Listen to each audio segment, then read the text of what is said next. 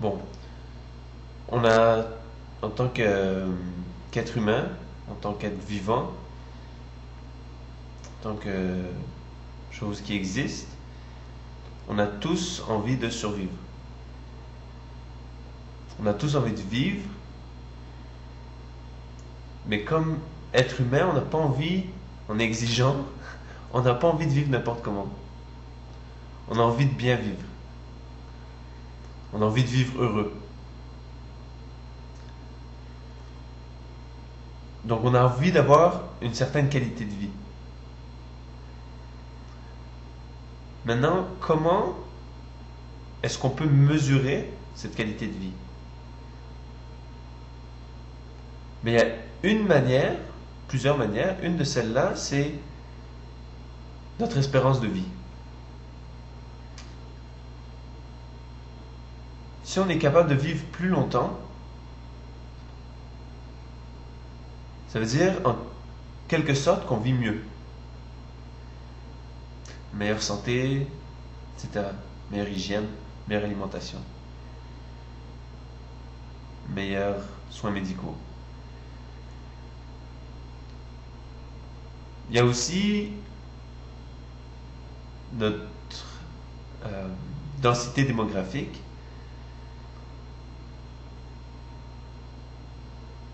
qui reflète un peu ça, mais surtout notre potentiel de densité démographique, c'est-à-dire notre capacité d'utiliser un plus petit espace,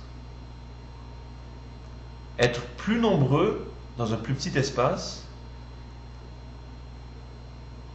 et donc de mieux utiliser nos ressources pour améliorer nos conditions de vie. Donc on a besoin de moins de ressources, moins d'espace pour vivre mieux.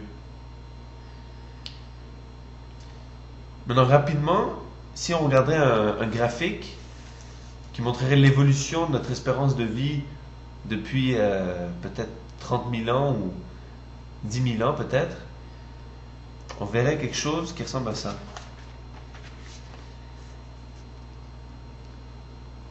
Donc on verrait une évolution à peu près exponentielle.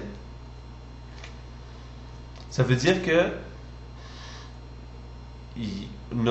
on augmente notre espérance de vie. Maintenant, si on regardait l'espérance de vie d'un animal, même d'un singe évolué, il n'y aurait jamais de changement comme ça, de changement exponentiel d'espérance de vie. Maintenant, la question, c'est de savoir qu'est-ce qui fait qu'on est capable d'augmenter notre espérance de vie. Est-ce qu'on a juste besoin d'être là, de vivre notre vie et comme ça, notre espérance de vie va augmenter? Notre capacité de vivre dans un plus petit espace va augmenter par elle-même? Ou est-ce qu'il y a quelque chose vraiment qui se passe, un événement unique qui se passe et qui nous permet d'accroître ce potentiel-là? On l'a dit tout à l'heure, ce qui nous permet de vivre plus longtemps, c'est l'hygiène, l'alimentation, les soins de santé, etc. Donc ça, il y a une espèce d'évolution dans notre hygiène, une évolution dans la qualité de nos aliments, une évolution dans notre capacité à guérir des maladies.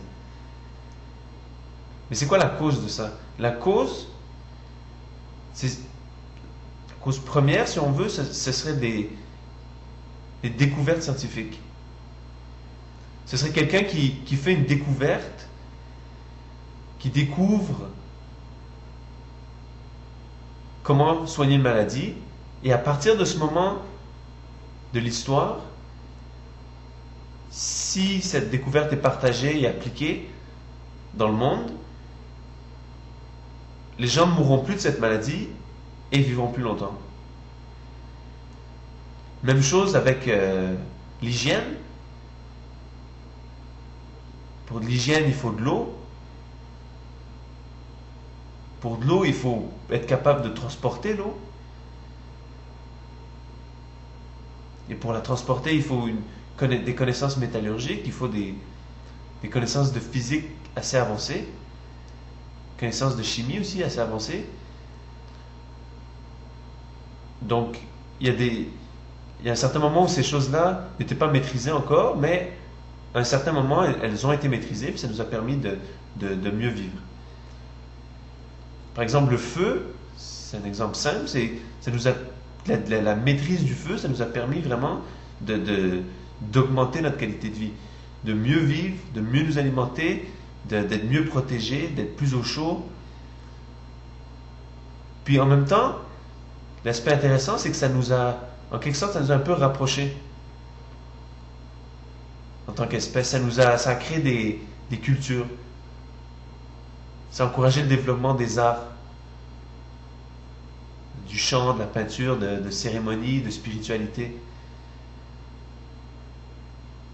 Parce que le feu permettait de gagner du temps, dans un sens, d'avoir plus de temps pour se dédier à des activités plus spirituelles. Donc la même chose un peu avec le charbon et la machine à vapeur. La découverte de la maîtrise de cette énergie-là, ça a permis les chemins, les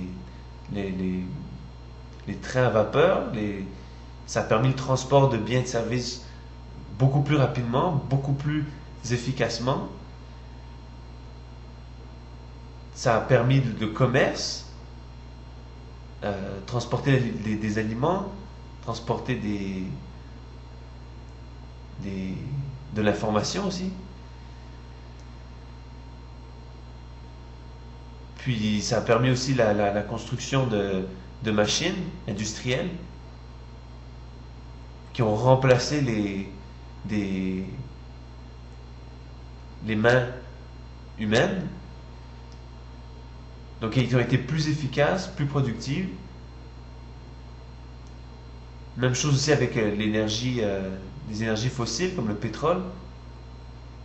C'est grâce au pétrole grâce à la maîtrise du pétrole qu'on est capable en partie d'envoyer des avions, de faire des voyages sur la Terre en quelques heures à peine. Ça aussi, ça nécessite des découvertes d'astrophysique, aussi d'aéronautique. Donc nos améliorations de nos conditions de vie sont toujours reliées à des découvertes scientifiques. Puis en même temps, il y a la création artistique qui nous permet de donner un sens à la vie dans un certain sens, qui nous permet d'être capable de toujours voir la beauté, d'ouvrir notre conscience, de voir des nouveaux horizons, d'imaginer des choses différentes. Donc on a deux aspects créatifs un peu complémentaires qui d'un côté améliorent au niveau technique de conditions de vie et de l'autre côté plus au niveau spirituel, on va dire, ça améliore nos conditions de vie, notre bonheur. Donc idéalement, dans une société, ce qu'on voudrait, c'est encourager, promouvoir la créativité des individus, la créativité scientifique et artistique, pour encourager les découvertes, encourager les créations artistiques pour, à leur tour, améliorer notre confort, notre qualité de vie pratique et nous permettre d'être plus heureux. Donc ça, c'est mon approche générale pour la politique, c'est vraiment d'encourager la créativité.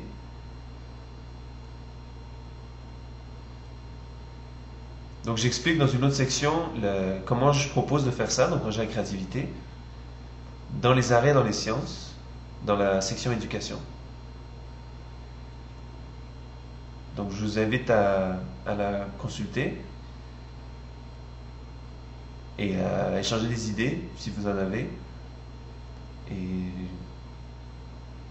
proposer des manières d'améliorer notre fonctionnement social à partir de là. Merci.